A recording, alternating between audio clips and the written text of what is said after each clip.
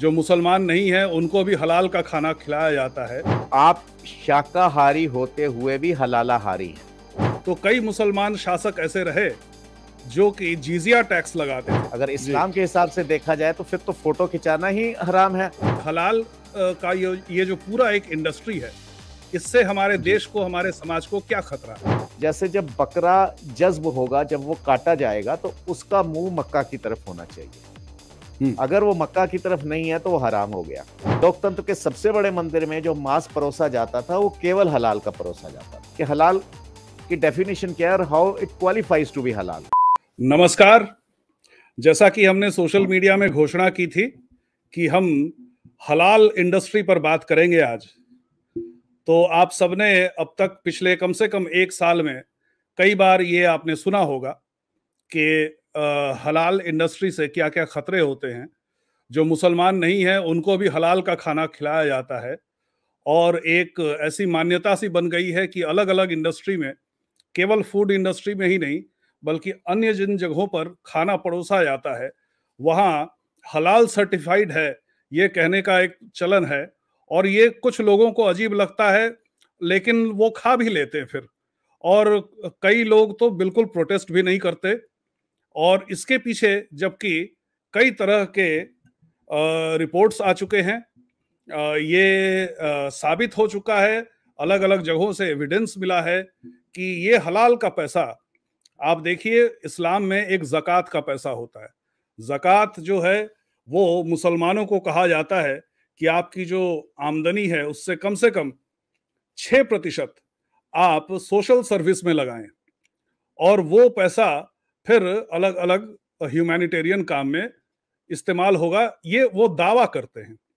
इसके अलावा हमारे देश में जब 800 सालों तक मुसलमानों का राज रहा तो कई मुसलमान शासक ऐसे रहे जो कि जिजिया टैक्स लगाते थे, यानी जो मुसलमान नहीं है, हमारे देश में तो बहुसंख्यक हिंदू ही हैं, तब भी थे, तो उन्हें एक एक्स्ट्रा टैक्स देना पड़ता था, जो कि वो कहते थे कि इन पैसों के बदले हम आपको प्रोटेक्शन देंगे, हम आपको ये आश्वस्त करेंगे कि हालांकि इस देश में इस्लाम का राज है लेकिन आप भी सुरक्षित हैं।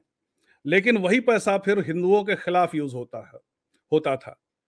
आज इस्लामिक रूल खत्म हो चुका है, ब्रिटिश के आने पर वो खत्म हो गया था, लेकिन किसी न किसी तरह से जिजिया हम देते रहे हैं और आज भी कई जगहों से पैसे ऐसे कामों में लीक कर दिए जाते हैं, ऐसे गंदे कामों के लिए, ऐसे निंदनीय कार्यों के लिए, जो कि अंततः हिंदुओं के खिलाफ आता है। और इसमें सबसे बड़ा खुलेआम जो हो रहा है वो हलाल के लाइन में हो रहा है।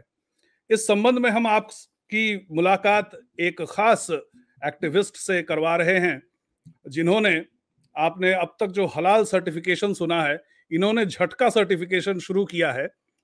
आपका कार्यक्रम में बहुत बहुत स्वागत है रवि रंजन सिंह जी। जी, आपका बहुत बहुत धन्यवाद। भूमिका में मैंने बताया कि आप क्या एक्टिविज्म कर रहे हैं, लेकिन इससे पहले कि आप हमारे श्रोताओं दर्शकों को बताएं कि क्या आप काम करते हैं और इसकी आवश्यकता आपको क्यों महसूस हुई, आप पहले ये बताइए कि हलाल का ये जो पूरा एक इंडस्ट्री है, इससे हमारे देश को, हमारे समाज को क्या खतरा है? जी, दर्शकों को राम राम, सत श्री अकाल, जय जिनेंद्र।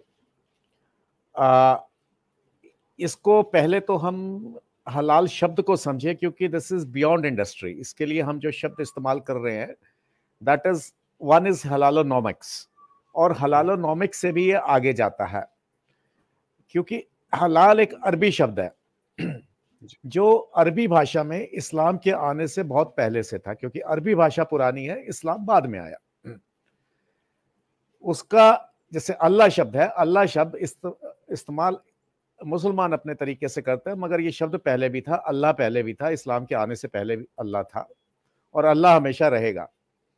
मजहब कोई आए ना आए, रहे ना रहे, अल्लाह रहेगा।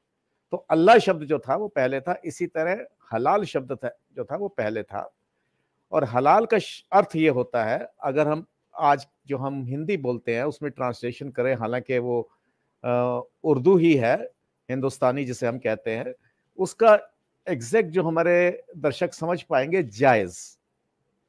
तो जब जायज आ जाता है तो जायज हर चीज पे है, वो इंडस्ट्री में भी है, ट्रेड में भी है, सोशल बिहेवियर में भी है और हर चीज में है, ठीक है, ह्यूमन रिलेशंस में भी है। अब यहाँ पे ये समझने वाली बात यह है कि जो हर सोसाइटी का, हर समाज का, हर सभ्यता का और हर परिवार का अपना जायज नाजायज होता है। जो एक जैसे एक एग्जांपल है कि मान लीजिए यूके में या फ्रांस में एक कपल है और हस्बैंड वाइफ रहते हैं, तो जब हस्बैंड जाता है तो उसको वाइफ उसको आके गेट पे किस कर रही है, वो वहाँ का कल्चर हो सकता है, वो जायज है। मगर यही आप सोचे कि भारत में होगा तो ऐसा यहाँ पे नहीं है। हर जगह का अपना जायज नाजायज है। हम किसी को गलत या ठीक नहीं कह रहे, उनका ठीक है, वो अपनी जगह जो भी करते हैं। इस जायज नाजायज में जैसे अभी पीछे बहुत सारी आवाज उठी थी हलाला के खिलाफ। हलाला का मतलब आप समझते हैं, तो इस्लाम में वो हलाला भी हलाल है, उसका कोई इंडस्ट्री से मतलब नहीं है, कोई मीट से मतलब नहीं है, वो हलाल है। तो पर उसका हलाल मैं अपने ऊपर कैसे ले लूं? अब प्रॉब्लम यहां से सारी उठती है, चाहे वो इंडस्ट्री को लेके हो क्या, कि जब इस्लामिक जस्टिफाइड को, इस्लामिक लेजिटिमेट को हम यूनिवर्सल लेजिटिमेट मनवाना चाहते हैं तलवार के भरोसे पे या किसी और तरीके से, सो उसमें ये हलाल जो है, जो आज तक हम समझते थे आमतौर पे कि हलाल का मतलब है एक मीट शॉप है, वो एक या मांस काटने का एक तरीका है, वो हलाल है। इसी तरह हर चीज हलाल है, जैसे जो संबंध है वो हलाल है। और अब ये हलाल कैसे होता है? डेफिनेशन एक तो हो गई कि डेफिनेशन, अब इसकी इंप्लीमेंटेशन पे आ जाइए। डेफिनेशन तो ये हो गया जो जायज है वो हलाल है।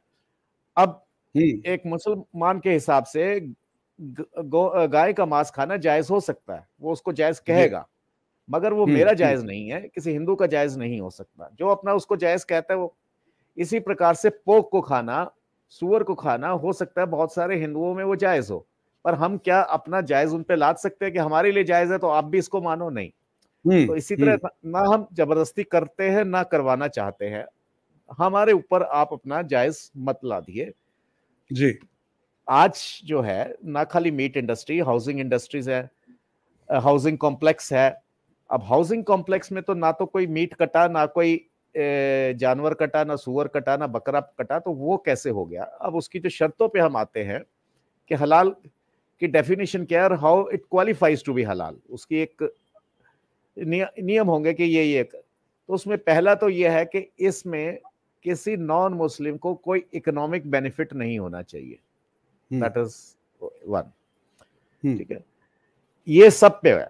मीट के ऊपर कुछ और भी एडिशनल हैं या सेपरेट कंडीशंस है, किसी में और हो सकती हैं। जैसे जब बकरा जज्ब होगा, जब वो काटा जाएगा तो उसका मुंह मक्का की तरफ होना चाहिए। अगर वो मक्का की तरफ नहीं है तो वो हराम हो गया।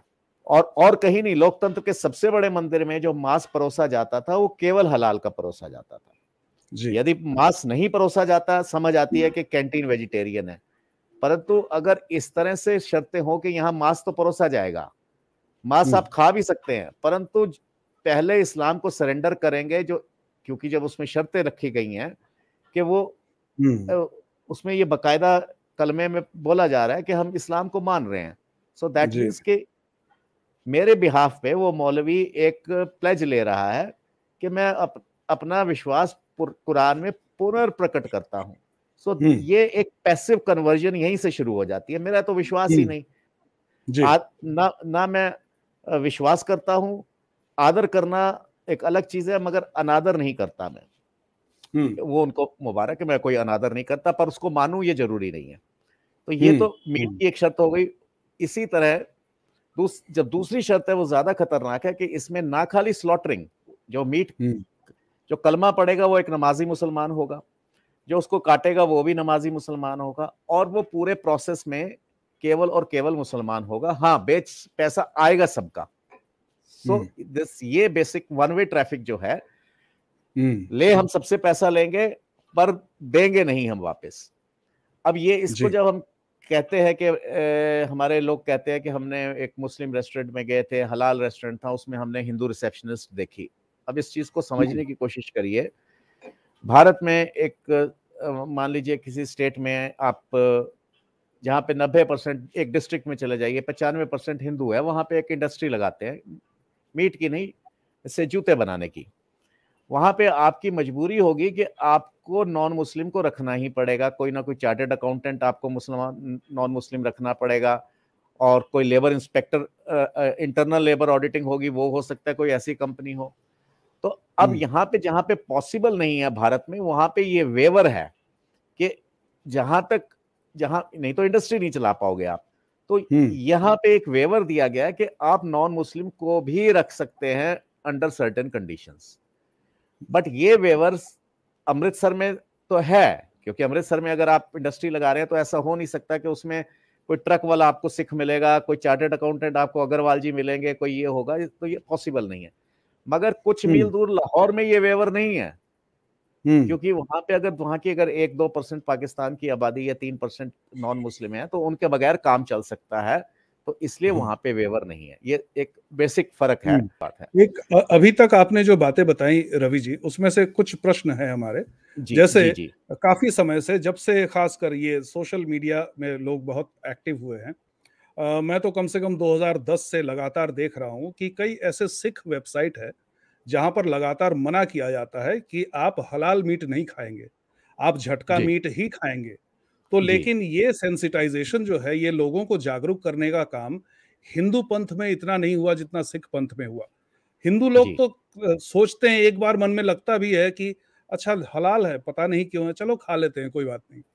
ये जो चीज है ना, ये लाने की जरूरत है, जो बिल्कुल सिखों में है, जबरदस्त है कि अगर उनके यहाँ हलाल अगर धर्म है तो हमारे यहाँ झटका धर्म है, हम हलाल नहीं लेंगे। तो ये इस पर कोई एक मास मूवमेंट, कोई एक आंदोलन होने की आवश्यकता आपको लगती है? हमारे यहाँ जो शब्द होता था वो मोना और सिख होता था जी।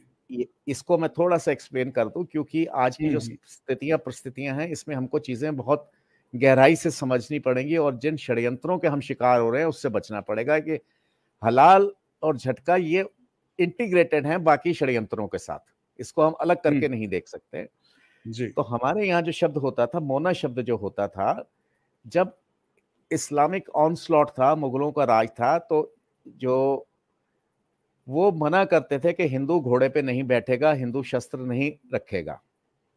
तो सिक्खी ने एग्जैक्टली उसका ऑपोजिट किया कि हम पगड़ी भी पहनेंगे।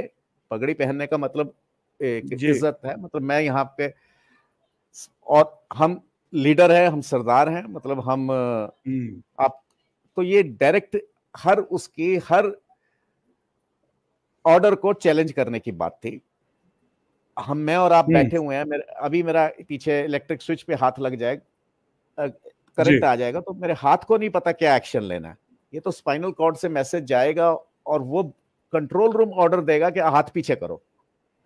हम जो भी एक्शन करते हैं, चलते हैं, फिरते हैं, हंसते हैं, बोलते हैं, वो या जबान पे कुछ रखते हैं, टेस्ट कैसे आता है वो यहां से आता है, वो यहां से ऑर्डर आता है।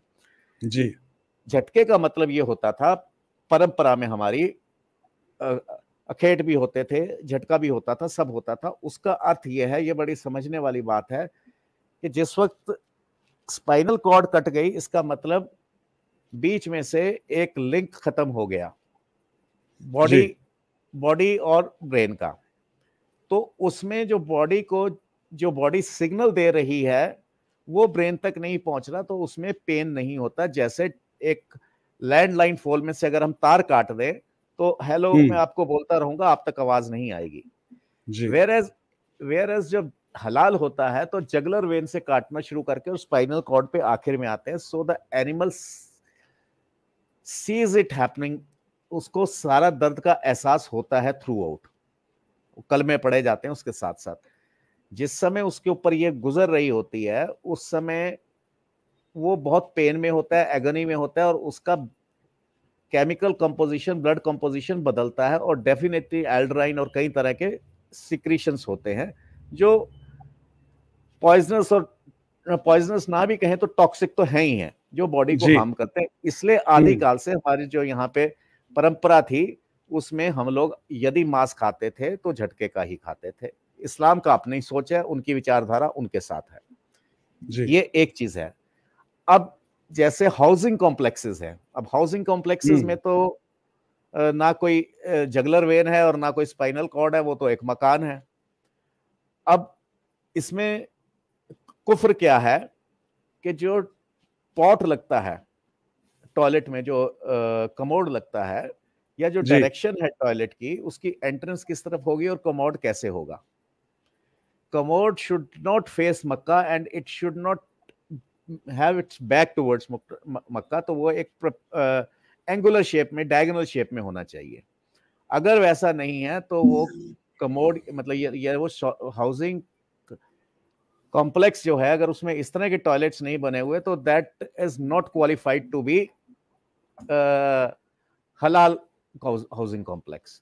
तो इस तरह की शर्तें, तमाम शर्तें हैं जो हमें नहीं पता, और फर्क कोई नहीं पड़ता कि हम हर बात पे कहते हैं कि इसमें क्या फर्क पड़ता है, क्या फर्क पड़ता है। जब आप अगले की बात मानते ही जाएंगे सैकड़ों साल से, तो फर्क पड़ते पड़ते ये हो गया कि हम इतने छोटे हो गए और आज हम ये नहीं कर रहे। तो ये मूवमेंट जो है, सिक्खी में तो ये है ही पाप, मगर हमारे यहाँ जो वहां सिर्फ इतना फर्क है, यहाँ ये कोडिफाई हो गया कि ये पाप है। जो लार्जर हमारी सोसाइटी है, जिसे मैं मोना कह रहा हूँ, जो हमारे सनातनी हैं या जो भी मीट ईटर्स हैं, आदिवासी हैं, और सब में यही परंपरा है, तो वो सबकी ही परंपरा है, ये कोई सिक्खी की अलग परंपरा नहीं है। तो ये जो एक विरोध हुआ था, जैसे मंदिर में घंटी बजाने के ऊपर उन्होंने लोगों ने अपोज किया, औरंगजेब ने अपोज किया, तो उसका रिजल्ट ये हुआ कि सिखों ने कहा कि हम घंटी नहीं, हम पहाड़ों में नगाड़ा बजाएंगे, सो दैट इज मोर, और हम अपने टाइम के हिसाब से बजाएंगे। आप तो यदि आप अगर ऊंचा ऊंचा, जैसे आज लाउड स्पीकर पे आप अनाउंसमेंट कर रहे हैं, अगर आप ऊंचा ऊंचा मेरे घर के आगे आके अपनी प्रार्थना कर सकते हैं तो मैं भी नगाड़ा बजाऊंगा। That is as simple. अब इस टॉपिक पे वापस आते हुए, तो ये अलग अलग शर्तें हैं। इसमें एम्प्लॉयमेंट एक शर्त है, और दूसरी चीज ये है कि ये जो पैसा है, जो आफ्टर ऑल जैसे यहाँ पे कुछ एजेंसीज देती हैं, वो पैसा यूज कहाँ करती हैं। उनमें से बहुत सारी वेबसाइट्स ऐसी हैं जो क्लियरली बताती हैं। अभी ये मैं इंटरनेशनल इंटेलिजेंस एजेंसीज की या फाइनेंशियल इंटेलिजेंस एजेंसीज की बात नहीं कर रहा, मैं उन्हीं की वेबसाइट्स की बात कर रहा हूँ, जो आप नेट पे जाएंगे तो देख लेंगे। वो खुद कहते हैं कि हम ये पैसा टेरर पे लगाते हैं, उसमें वो कुछ छुपाते नहीं है, खुद कहते हैं। इस वक्त हम दर्शकों को स्क्रीन पर ये भी दिखा रहे हैं इनके डिटेल्स कि कहां कहां ये पैसा जाता है, और खासकर आतंकवाद को किस तरह से फंड करता है हलाल का पैसा। जी रवि जी कंटिन्यू कीजिए। जी जी, ऐसी एक वेबसाइट बताती है कि भारत में जिन मुसलमानों को पुलिस प्रोसिक्यूट करती है, जिनके ऊपर फॉल्स केसेस है, उनकी हम प्रोटेक्शन करते हैं। मगर अगर आप करना चाहते हैं मुसलमानों की ही, अगर ये मान लीजिए कि भारत की पुलिस बहुत गलत केसेस करती है, उस पे मैं नहीं कह रहा कि करती है कि नहीं करती, मान लीजिए करती है एक मिनट के लिए, तो आप केवल मुसलमान बच्चों की ही लिए क्यों हिमायत करते हैं, जबकि पैसा आप सबसे ले रहे हैं। हलाल टैक्स तो मैं भी दे रहा हूं ना। तो यदि कि हिंदू बच्चा फंसता है, आपको लगता है कि ये पुलिस उससे गलत कर रही है, तो आप ये क्यों कह रहे हैं कि हम मुसलमानों के लिए ही वकील खड़ा करेंगे, पैसा आप ले सबसे रहे हैं। और दूसरी चीज, हम इस्लाम की प्रमोशन करते हैं, करिए साहब इस्लाम की प्रमोशन, लोकतंत्र है, आपको अधिकार है करने का, पर मेरे पैसे से क्यों करते हैं, अपने से करिए। औरंगजेब जो जजिया लगाता था, वो कह के लगाता था कि मैं जजिया लगा रहा हूं, और एक तरह का जजिया नहीं था, बहुत तरह के जजिए थे। बच्चा पैदा होने का, नामकरण करने का, तीर्थ पे जाने का, तरह तरह के जजिए थे। तो वो जजिए डिक्लेयर्ड थे। ये अनडिक्लेयर्ड जजिया है, मुझे पता भी नहीं कि मैं जजिया दे रहा हूं। अभी एक फॉर एग्जांपल, आपने बहुत सारा सामान रखा है, एक ये मैं पैकेट दिखा रहा हूं, ये वेजिटेरियन मसाला है, इसमें वेजिटेरियन की भी स्टैंप लगी हुई है, और ये भी लिखा हुआ है दिस इज बेस्ट फॉर हलाल, हलाल सर्टिफाइड है। तो अब यहाँ पे प्रॉब्लम क्या है कि हम जब खरीदते हैं पैकेट को, उसकी एक्सपायरी डेट देख लेते हैं, ये भी देख के खुश हो जाते हैं कि वेजिटेरियन है, इसमें ग्रीन डॉट, मगर हम इतना कष्ट नहीं करते कि आधा इंच नीचे देख लें कि उसमें एक हलाल की भी स्टैंप लगी हुई है। तो आप शाकाहारी होते हुए भी हलालाहारी हैं। हलाल तो आप ले ही रहे हैं, शाकाहारी हैं। बहुत मित्रों से बात होती है, तो जब हम बात करते हैं यार हम तो मीट खाते नहीं, आप भी छोड़ दो, ये बहुत खतरनाक होता है, तो हमें इससे कोई लेना देना नहीं है। जहां तक मांस की बात है, मीट की बात है, अगर मांस मुझे नहीं मिलेगा झटके का, या हलाल ही खाना पड़ेगा, तो मैं मांस खाना छोड़ सकता हूं। तो ये मीट इंडस्ट्री में इतनी बड़ी प्रॉब्लम नहीं है। पर क्या मैं चावल हलाल सर्टिफाइड भी छोड़ दूंगा? क्या मैं पानी छोड़ दूंगा? क्या मैं दवाइयां छोड़ दूंगा? मीट में जिस तरह अभी 95% 98% कब्जा हो गया, तो मेरे जैसे लोगों ने छोड़ दिया खाना, और ये हमारे पास एक ऑप्शन थी कि मैं मीट खाना छोड़ सकता हूं। पर अभी जो 10 से 15% इंडस्ट्री पे चावल आ गया, आलू के चिप्स आ गए, ये आ गया, चीनी आ गई, जिस दिन वो 98% हो जाएगी, उस दिन आप क्या करेंगे? लेकिन वो किस आधार पर ये तय करते हैं कि ये हलाल है या नहीं है? किस आधार पे तय होता है? जी, वो जायज नाजायज इस्लाम के तराजू में तोला जाता है। अच्छा। अगर उस एरिया में मुसलमान बहुसंख्यक हैं और वहां पे नॉन मुस्लिम के बगैर गुजारा हो सकता है, फैक्ट्री में उनको लेबर या इंजीनियर या चार्टर्ड अकाउंटेंट या रखने के लिए, तो आप नहीं रखेंगे। और जहां पे उनके बगैर नहीं हो सकता गुजारा, वहां पे आप कम से कम रखेंगे उनको। और ये शर्त, और उसके अलावा तमाम शर्तें हैं कि इस प्रोडक्ट में ये होना चाहिए, वो होना चाहिए। हलाल बैंकिंग से लेके हर चीज आ रही है, जिसे इस्लामिक बैंकिंग कहते हैं। तो ये इस्लाम की कसौटी पे जो खरा उतर रहा है वो हलाल है। मगर यही तो एक तरह से इस सर्टिफिकेट के नाम से वो ब्लैकमेल कर रहे हैं पूरी इकोनॉमी को। This is halalonomics, parallel economy. अच्छा। और यही अफगानिस्तान में है, तो अगर औरत उस फैक्ट्री में काम करती है तो वो हराम हो गई है, फिर वो हलाल सर्टिफाइड हो ही नहीं सकती। सो ये भारत का इस्लाम और पाकिस्तान का इस्लाम और अफगानिस्तान का इस्लाम तो एक ही होगा जहां तक मैं समझता हूं, मगर वो कंडीशंस के हिसाब से, भाई एक हमारे में पंजाबी में कहते हैं कि जैसा गाहक देखो वैसी चपेट लगा दो। मतलब वही आप अगर मर्सिडीज से उतर रहे हैं तो वही सूट आपको 20,000 का मिलेगा, और अगर आप स्कूटर से जा रहे हैं, टू व्हीलर से, तो वही आपको 5,000 का मिलेगा, सूट वही है। So this is an economic jumble. और थोड़ा सा मैं इस पे ये ऐड करना चाहूंगा, ये दास्ता जो है, इकोनॉमिक दास्ता जो है, आर्थिक दास्ता जो है, शुरू तो अर्थ से होती है, मगर अंत आपके अंत से ही होगी। फॉर एग्जाम्पल, एक प्रिंटिंग प्रेस है, ये मैं बार बार इस चीज की एग्जाम्पल देता हूं। एक प्रिंटिंग प्रेस है, उसको हलाल सर्टिफिकेट मिला हुआ है, बड़े आराम से वो चल रही है। अचानक उसको एक ऑर्डर मिलता है कि आप सब 50,000 कॉपी गीता की छाप दें, या किसी ऐसी चीज के छाप दें, से कुछ भी छाप दें, कुछ से येलो लिटरेचर छाप दें। तो अगर वो इस्लाम के विरुद्ध है, अगर वो कुफ्र है, तो अब वो गीता नहीं छाप सकता।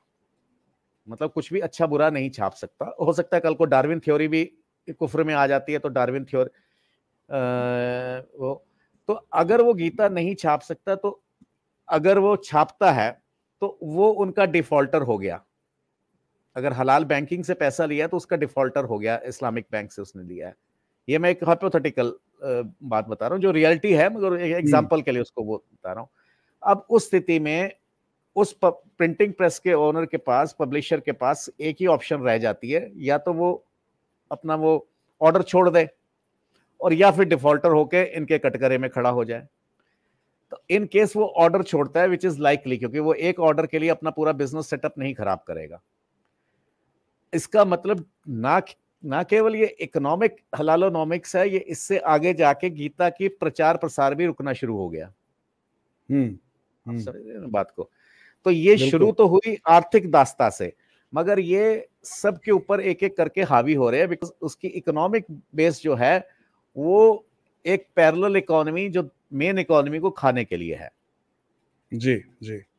इसमें एक श्रोता का प्रश्न है, स्क्रीन पे हमारे दिख रहा है, हिंदुओं को ये सच कब और कैसे समझ आएगी रवि जी? तो आपसे प्रश्न किया गया है कि ये जी, लोगों तक जागरूकता कैसे फैला रहे हैं? जी, ये जो हम कर रहे हैं इस समय, जो अ, आप कर रहे हैं, आपका चैनल इस समय जो कर रहा है, जी, यही तरीका है। हमें कोई तलवार बंदूक उठाने की, कोई कानून से बाहर जाने की जरूरत नहीं है, और ना ही कानून की शरण में जाने की जरूरत है। जैसे कुछ लोग हमारे पीछे सुप्रीम कोर्ट में चले गए, साहब हलाल बैन करो, तो उनको मैंने अनुरोध किया कि आप ऐसे मत जाइएगा, क्योंकि देखिए सेकुलर कंट्री है, कोई कोर्ट नहीं कर सकती बैन।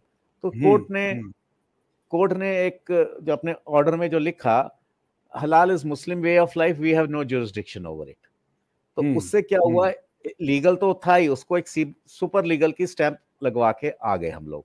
कुछ कंपनियों ने हलाल सर्टिफिकेट लिए, तो मुस्लिम तो उसी के पास जाते थे और दूसरों को भी परस्यू करते थे। जैसे हमारे मित्र कहते हैं, चलो आओ यार करीम के चलते हैं, दिल्ली में एक होटल है, वो उसको टेस्टी लगता है या नहीं, पर वो मेरे को ये बता रहा है, और मैं जो नॉन मुस्लिम है, हम बिना इतना सोचे हुए, क्योंकि हम उतने ट्रेंड नहीं है, उसमें चले जाते हैं।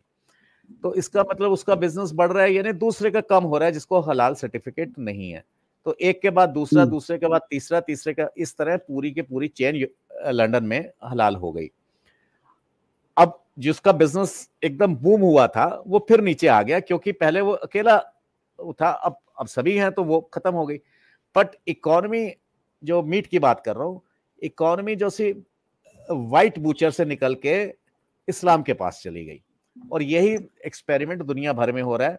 जब एक होटल लेता है, एक हॉस्पिटल लेता है, और दूसरा लेता है, तीसरा लेता है, तो आखिर में जब 50% ले लेंगे, तो बाकी 50% की मजबूरी हो जाएगी, क्योंकि हिंदू कॉन्शियस ही नहीं है, जी, दूसरा कोई कॉन्शियस ही नहीं है। जिस दिन, अगर एक मैं छोटी सी एक फिगर, अलग अलग फिगर्स आती हैं, 8 ट्रिलियन 10 ट्रिलियन यूएसडी की फिगर आती है कि 10 ट्रिलियन यूएसडी हलाल इकोनॉमी है।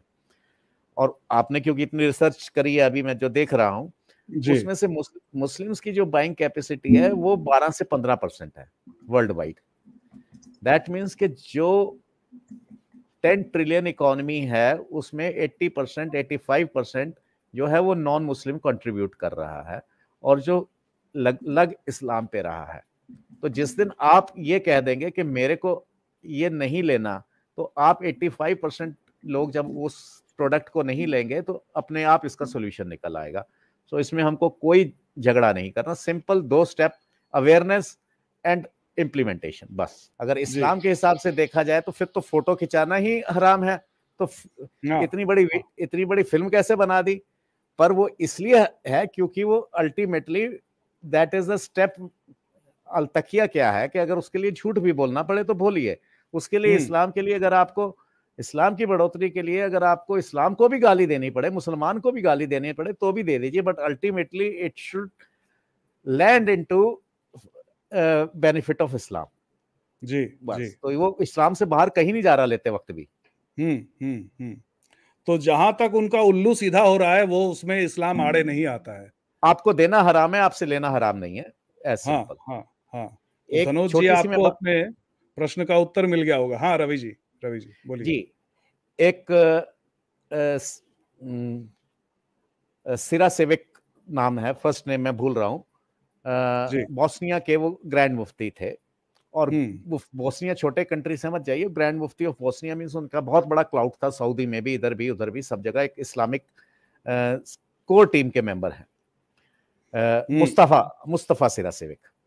तो उन्होंने एक कॉन्फ्रेंस, हलाल कॉन्फ्रेंस में ये बोला था, तालिबान, जो पुराना तालिबान था 20 साल पहले वाला, उसको लताड़ा था उन्होंने कि व्यर्थ में तुम मुस्लिम खून क्यों बहा रहे हो?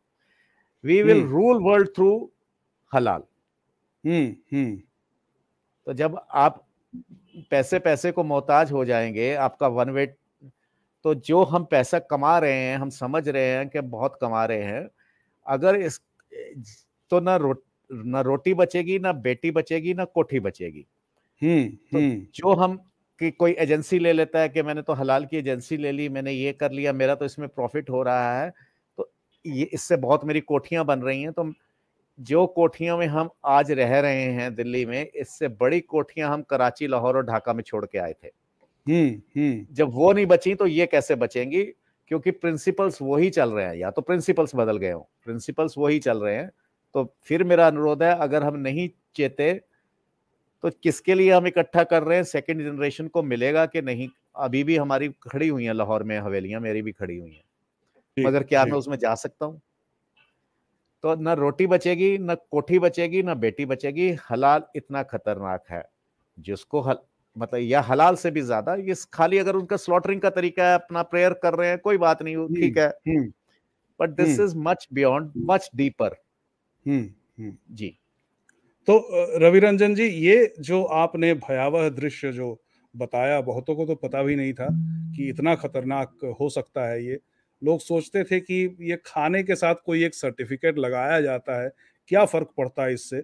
तो बहुत अहम जानकारी दी आपने कि कितना खतरनाक ये हो सकता है। और एक समय जैसा कि आपने बताया कि चलिए मीट तो आप खाना छोड़ सकते हैं, लेकिन जब वेजिटेरियन खाना है वो भी हलाल सर्टिफाइड होने लगे, तो उसके बाद उसके बिना तो एसेंशियल फूड जो है, उसके बिना तो आदमी रह नहीं सकता, तो मर जाएगा।